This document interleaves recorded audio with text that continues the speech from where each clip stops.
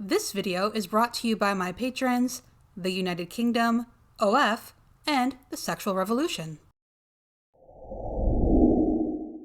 Hello, and welcome to, or back to, my channel. I'm Kit, and today we're going to be discussing Patience Xina's video, published January 22nd, 2025, Sex Positivity or Just Degeneracy. Patience Xina is a British YouTuber who, per her YouTube bio, talks about whatever she finds interesting, which is pretty similar to me. And Lily Phillips and Bonnie Blue are British OnlyFans creators who've been in the news lately. From memory, Bonnie is better known for preying on teenage men, and Lily is known for her goal to sleep with 100 men in a day, which she did accomplish, and a documentary was made about it. This was apparently a stepping stone to 1,000 men in a day, but Bonnie recently beat her to it. This video isn't really about those two though. As someone who considers herself a sex-positive feminist, I thought I would answer some of Patience's questions and share some of my opinions. Obligatory disclaimer about how I'm not the arbiter for feminism or sex positivity, and at that, let's get into the video. It kind of makes me wonder, like, you know, if this is the kind of society that kind of outlook would create, then can we really preach it as being like a positive thing? Not that I ever really thought it was a positive thing anyway. It's just all this is doing for me personally is confirming that it's not a positive thing. But for the people who are quote unquote sex positive, whatever that means, because I really hate that term sex positive, because it kind of implies that if you're not of the opinion that you should just shag everyone who crosses your eyesight, then you are sex negative. Sex positive is always usually something you hear when people are trying to advocate for things like sex work or advocate for casual sex and all that kind of stuff. And it's just annoying, because it's like, okay, so if I don't want to do those things, then I'm sex negative. Like, no, I'm pretty sure you can have a very positive outlook and attitude towards sex without necessarily thinking it should be like that. Editing Kit jumping in to add that Patience clearly has the internet, so before making this video, she could have looked up what sex positivity actually is instead of this ridiculous claim that, you're sex negative if you don't want to be a sex worker or jump into bed with a stranger. I hear a lot of complaints about the lack of common sense these days, but if people would use their brains, or the search function, they could stop panicking. Okay, back to the video. Patience is in luck because sex positivity isn't about shagging everyone that crosses your eyesight.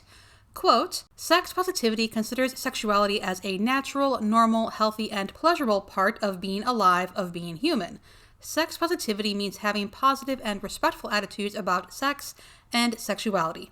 End quote. As opposed to sex negativity, quote, sex negativity is the belief we have, consciously or not, that sex is harmful, shameful, gross, disgusting, or sinful, and so can only be okay if it's controlled by strict norms.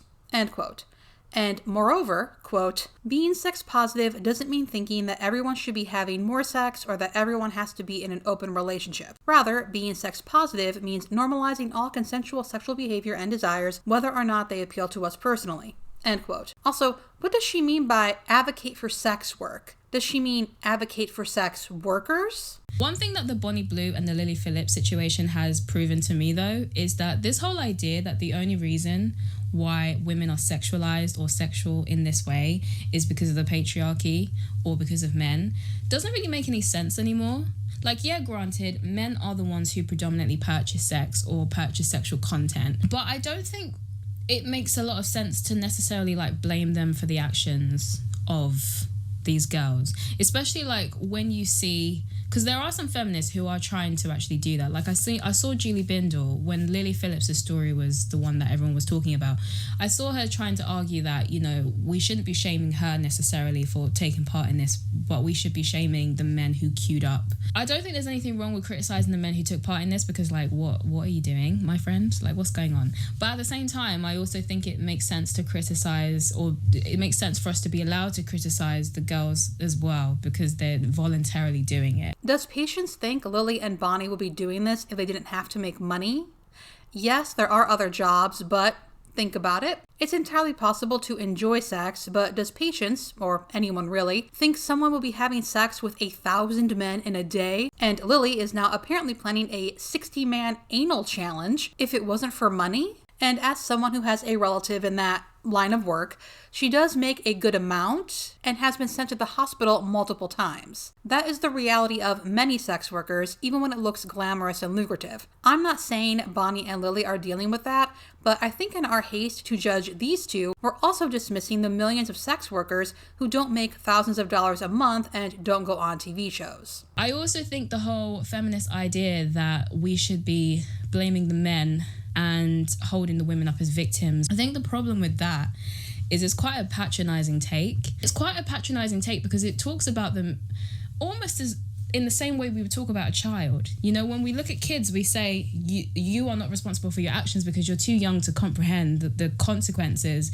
of what you're doing right now, which is why your parent has to be responsible for not only themselves, but also for you. And so if we say that these OnlyFans girls are victims of the men who queue up to sleep with them, even though they're the ones who fully orchestrate and organize these events, then we are essentially putting the men on a higher level of consciousness than the women, because we're saying like, oh, you can understand what you're doing, which is why you have to be responsible for yourself and for her as well. And it just doesn't make any sense. It is really patronizing. And I don't know why we have this habit of like not being able to advocate for certain groups of people without simultaneously treating them like children. There does seem to be a pattern when people try to advocate for a group of people, they can't help but also infantilize them at the same time.